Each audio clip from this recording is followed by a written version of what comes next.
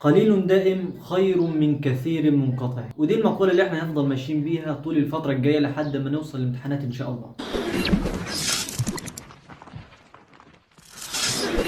السلام عليكم ورحمة الله وبركاته. ازيكم عاملين ايه؟ يا رب تكونوا بخير. معاكم كريم الشيخ. السر في الوصول يا شباب الاستمرارية. يعني حضرتك ما تجيليش في يوم تفضل تذاكر طول اليوم لحد 7-8 ساعات متواصلة، واليوم اللي بعده تحس ان انت تعبان من امبارح فما تذاكرش، او تيجي النهارده مثلا تذاكر مادة كاملة تراجعها وتحل عليها، وتاني يوم بقى تكسل تروح تتفسح تطلع مع صحابك، المهم مش هتذاكر تاني يوم. لا يا غالي، كده ما ينفعش. ما تفضلش طول اليوم النهارده تذاكر وتحل وتضحك وتيجي تريلاكس خالص في اليوم اللي بعده. لا، قسم لي ايامك كده وخليهم كلهم زي بعض. يعني بدل ما تفضل تذاكر في المادة النهارده وتراجع عليها وتحل عليها طول اليوم وتتعب نفسك وتيجي تاني يوم تتهوى، لا، قسم المادة دي على اليومين، النهارده شوية وبكره شوية. النهارده نص المادة واحل عليها، وبكره نص المادة واحل عليها. خلي اليومين يشيلوا بعض، لان انت طبيعي لما تفضل تذاكر طول اليوم وتضغط نفسك لازم هتفوت حاجة من اللي انت بتذاكره، او الذاكرة بتاعتك مش هتستوعب المعلومات دي كلها فهتنساها بسرعة. فانت كده يا باشا حاول تحط لنفسك جدول وتلتزم بيه، وزي ما قلت لك في بداية الفيديو قليل دائم خير من كثير منقطع. يعني حط لنفسك النهارده ربع المادة نص المادة على حسب ما هتقدر تجيب، بس النهارده لازم تخلص الجزئية دي، وبكرة تيجي الجزئية بتاعت تاني يوم تخلصها، تالت يوم تخلصها، وهكذا. تفضل ماشي ماشي ماشي طول الايام زي بعض، ما تجيليش في يوم تخسع ولا تكسل. طب لو انت اصلا ما بتذاكرش او مش متعود على المذاكرة بس عايز تنجز نفسك، تعمل ايه؟ اول حاجة تعملها ان انت تبدأ واحدة واحدة واحدة واحدة. يعني ما تسمعليش فيديو كده يخليك تتحمس وتقوم تاكل الكتب اكل النهارده وتفضل تذاكر طول اليوم توصل ل5-6 ساعات، مع ان انت اصلا في الايام العاديه ما كنتش بتكمل ساعه واحده مذاكره. فهتيجي النهارده تذاكر لي 5-6 ساعات طبيعي، بعد كده مش هتكمل، يا هتكمل النهارده وبكره وبعد كده مش هتكمل، بعد كده مش هتذاكر خالص اصلا. فانت تعمل ايه بقى يا برنس؟ لو انت بتذاكر ساعه زود النهارده نص ساعه.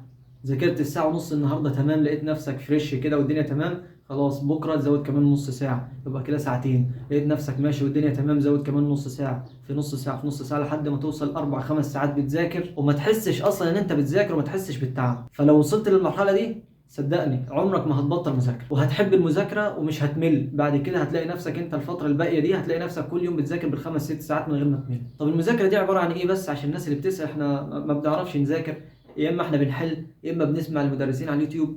المذاكره دي عباره عن ايه؟ بص يا غالي، سواء بتسمع سواء بتحل سواء بتقرا سواء بتحفظ، كل دول مذاكره. لو انت ما بتعرفش تذاكر مع نفسك، يعني فتحت الكتاب وما عرفتش تذاكر لنفسك، هتعمل ايه؟ هتخش على اليوتيوب تسمع لحد يشرح لك عشان يفهمك. بس تدخل على اليوتيوب تذاكر تذاكر، فدي تعتبر مذاكره. حد بيشرح لك وانت بتفهم منه، فدي تعتبر مذاكره. طب انا كنت بذاكر قبل كده فجيت في المراجعه ما عادش بذاكر، بقيت بحل كتير، ما دي برضه تعتبر مذاكره، ودي احسن من المذاكره نفسها، هقول لك بعدين. فالحل يعتبر مذاكره. طب انا يا سيدي واد برنس وانا فهمت قبل كده فهعرف اشرح لنفسي واعرف احفظ من الكتاب، يبقى دي برضه مذاكره. فاي حاجه انت بتعملها بخصوص المنهج دي تعتبر مذاكره. طب انا ككريم اوصيك بانهي واحده فيهم؟ اوصيك ان انت تحل كتير قوي، لان انت لما تفتح كتاب الحل كده يا باشا يجي يقف قدامك كده سؤال ابن ناس ما تعرفوش، هتروح بقى تدور على اهله. اول حاجه هتبص فيها هتفتح كتاب الشرح تبص فيه، ما تروحش بقى تعمل لي زي واحد وقف معاه سؤال فيفتح لي نموذج الاجابه ويبص على السؤال ويحله. لا، كده انت ما عملتش حاجه. لا، انت تفتح كتاب الشرح يا برنس بقى وتدور وتتعب لحد ما تلاقي الاجابه، علشان لما تعمل كده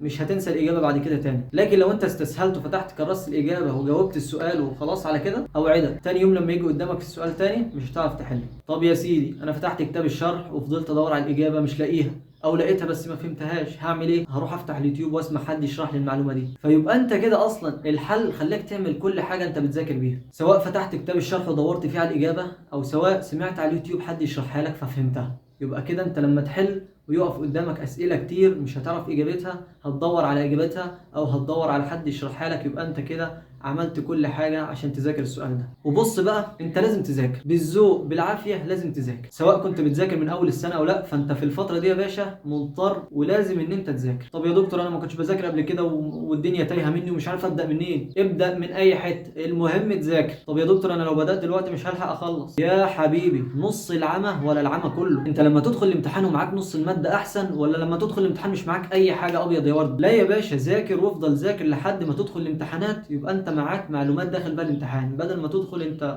بطيخه. بالنسبه بقى للشباب اللي مقضياها مرقعه من اول السنه على اليوتيوب او في السناتر او في الكلام ده، ولما تيجي تسالهم وتقول لهم انتوا بتعملوا ايه، يقول لك ده احنا بنذاكر. يا ده انت هتصاع عليا، يا ده احنا دافنينه سوا يا ابني. احلف لك بايه يا اخي ان انت طول اليوم بتفتح اليوتيوب تفضل تلعب فيه، وتيجي كده في اخر اليوم تسمع لك فيديو نص ساعه لاي حد بيشرح اي حاجه في اي بطيخ، عشان يعني ترضي نفسك كده وما تحسش بتانيب الضمير اخر اليوم. فوق لنفسك يا ده انت وهو، قوم ذاكر. الامتحانات خلاص اهي 20 30 يوم وهتلاقي الامتحان داخل عليه. هيقول لك هل اعددت نفسك ليه؟ هتقول له لا خلاص يا باشا، هتعيد السنه يا تشيل ملاحق يا تعمل اي حاجه، المهم انت ضعت. انت انوي ان انت تذاكر بس لله كده، وربنا ان شاء الله هيوفقك. بس انت انوي ان انت تذاكر وابدا ذاكر، وعلى قد ما تقدر تخلص خلص يا عم، خلص نص الماده، خلص ربعها، المهم تدخل الامتحان عارف اي معلومه. ربنا يهديكم يا رب وتفوقوا لنفسكم كده قبل فوات الاوان. صلوا على سيدنا النبي، زيدوا النبي صلاه. اللهم صل وسلم وبارك على سيدنا محمد. دمتم موفقين، والسلام عليكم ورحمه الله وبركاته.